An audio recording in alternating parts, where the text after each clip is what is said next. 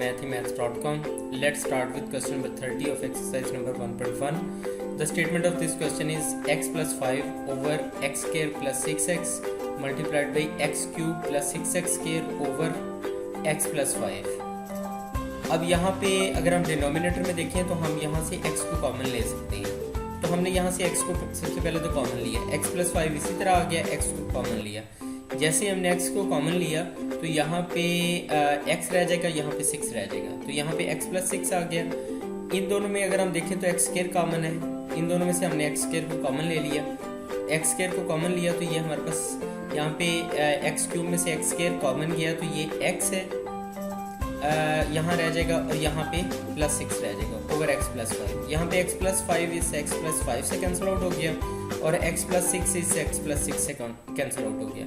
बाकी बचा हमारे पास x स्क्वायर ओवर x। इस x square plus over x को यहाँ पे x स्क्वायर को हम लिख सकते हैं x multiplied by x over x। ये x और x कैंसिल आउट हो गया और इसका आंसर हमारे पास x आ गया।